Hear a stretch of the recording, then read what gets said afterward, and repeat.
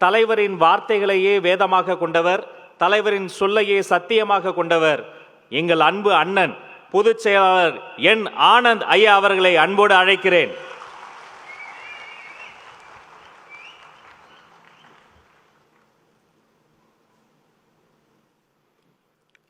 மதிப்புக்கும் மரியாதைக்குரிய தமிழக வெற்றி கழகத்தின் வெற்றி தலைவர் தளபதி மற்றும் அன்புமிகு அம்மா மற்றும் பெரியோர்களே, தாய்மார்களே, கழகத்தின் மாநில மாவட்ட நிர்வாகிகளே, நகரம், ஒன்றியம், பேரூராட்சி, கிளைக்கழகம், வார்டு, பகுதி பொறுப்பாளர்களே, சகல அணிகளின் நிர்வாகிகளே, கழகத்தின் தூண்களாக இருக்கும் பாசத்துக்குரிய பொதுக்குழு உறுப்பினர்களே, உங்கள் அனைவரையும் சிறப்பு பொது குழு கூட்டத்திற்கு வருக என்று வரவேற்கிறேன்.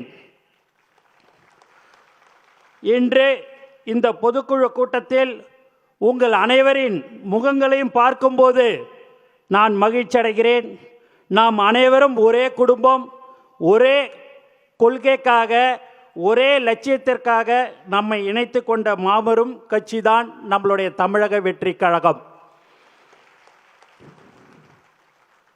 நண்பர்களே, நாம் கடந்து வந்த பாதை சாதாரணமானது அல்ல. எண்ணற்ற சோதனைகளை சந்தித்து வந்திருக்கிறோம். பல தடைகளை தாண்டி வந்திருக்கிறோம். இன்று அரசியலின் மைய புள்ளி நம் தலைவர் தளபதி தான். நமது தமிழக வெற்றி கழகம் துவங்கி 2 வருடம் 9 மாதம் நிறைவடைந்துள்ளது. இந்த கணக்கு நாம் அதிகபூர்வமாக மக்களுக்கு அறிவித்தது. ஆனால் நம் தலைவருடைய உழைப்பு, உங்களுடைய அர்ப்பணிப்பு, மக்களோடு நமக்கு இருக்கின்ற பாசம் 30 ஆண்டுகளை தாண்டி தனி வரலாறு. இது அனைத்திற்கும் அடித்தளம் ஒரு மனிதர் மட்டும்தான். அவருடைய வழிகாட்டுதலும் தியாகமும் மிகவும் பெரியது. 30 ஆண்டுகளுக்கு மேல் இந்த மண்ணோடும் மக்களோடும் எங்கள் வீட்டு பிள்ளையாக மாறியுள்ள அந்த மாமனிதர் தான் நம் தலைவர் தளபதி. நம்முடைய எதிரிகள் ஒன்றை புரிந்து கொள்ளவில்லை. யாரும் இவரை எளிமையாக அசைத்து பார்க்க முடியாது.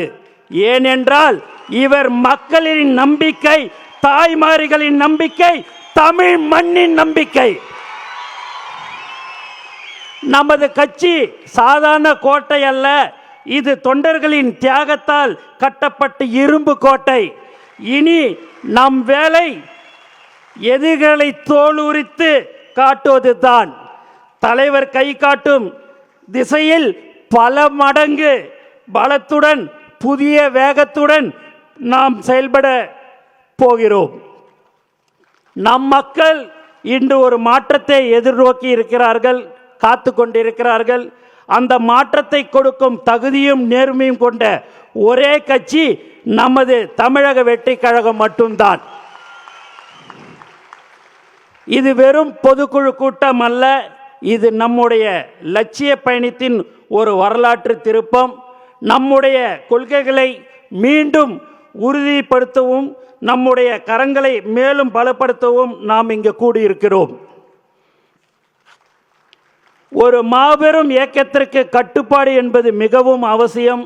நாம் அனைவரும் தலைவரின் முடிவுக்கு கட்டுப்பட்ட ஒரு தாய் பிள்ளைகளாக செயல்பட வேண்டும். நமது பலமே நமது கட்டுக்கோப்பு தான். அதை சீர்குலைக்க நினைக்கும் எதிரிகளை நாம் அனுமதிக்க கூடாது. பெரியவர்களை மதித்தும் இளைஞர்களை அரவணைத்தும் நாம் பயணிக்க போகிறோம். இனி ஒரு நொடி கூட நமக்கு ஓய்வில்லை.